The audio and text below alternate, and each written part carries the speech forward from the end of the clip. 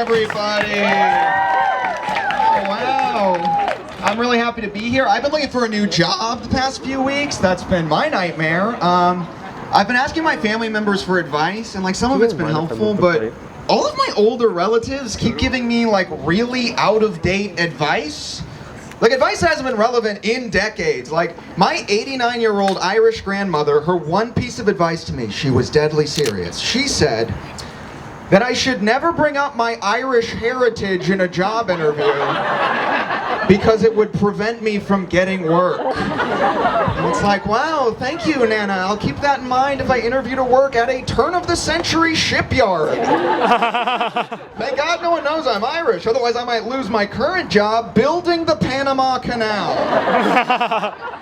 When the pandemic hit and like quarantine started, I moved in with my girlfriend who was already living with her sister, so it was just me and them for the whole year.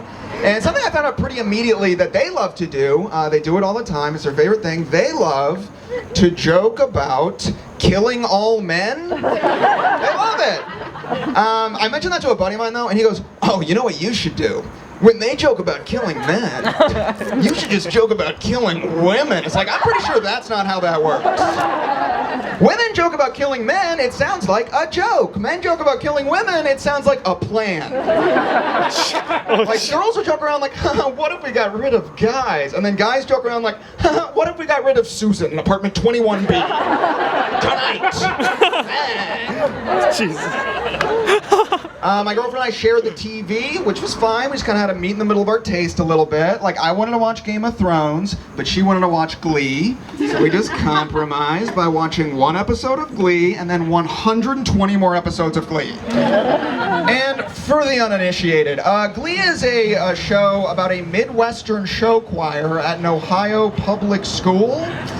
And the kids on Glee are always saying shit to each other like, hey, we might be losers, but we're gonna be our bullies' bosses one day. And it's like, someone needs to tell them, that's only true if you're losers in math and science.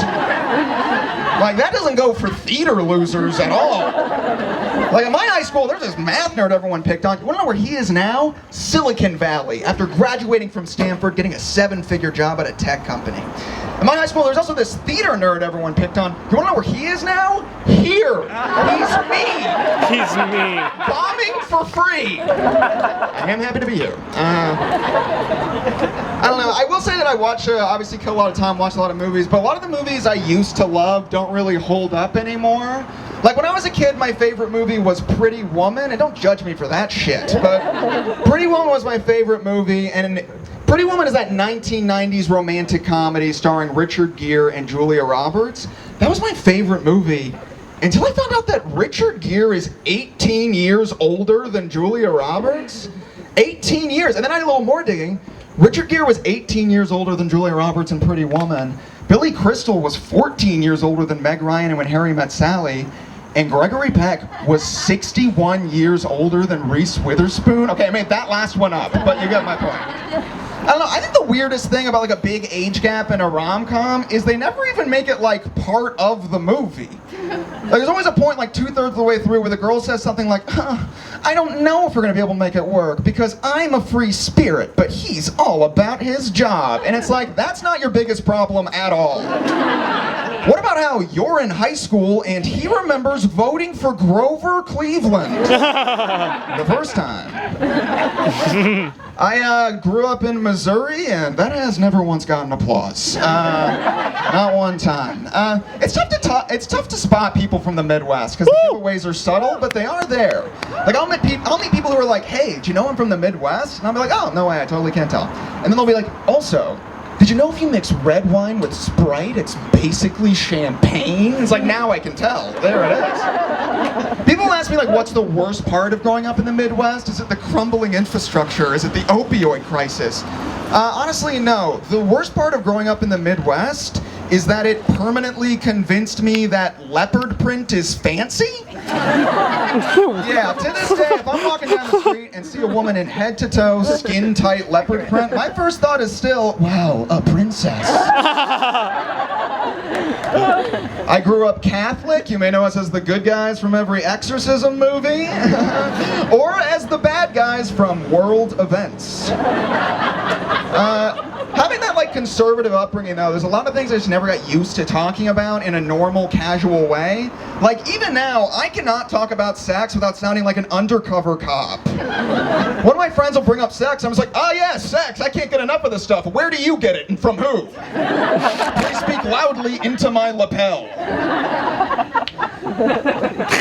Growing up in Missouri, my dad owned a lot of guns. He always did. And then when I first moved to California, my roommate at the time very sincerely asked me, he was like, oh, well, did your dad owning guns make you more comfortable around firearms? And it's like, no, but it definitely made me less comfortable around my dad. I don't know, I don't like to make fun of my family though. Like, I give my mom and dad a lot of credit. Like, my mom is obviously a white woman, but she's always defied stereotype, because as long as I've known her, she has never once demanded to speak to a manager. She's always been perfectly happy to just keep screaming at an entry-level employee. I am glad that we're kind of nearing the end of the pandemic, because I think it brought out the worst in a lot of people. Like, I don't know if you heard this, but not too far from here actually, there was a small homeless encampment underneath the highway overpass in a nearby suburb, just out of the blue, got together to kick all the unhoused people out and then ship in boulders to drop on the sidewalk so they couldn't come back.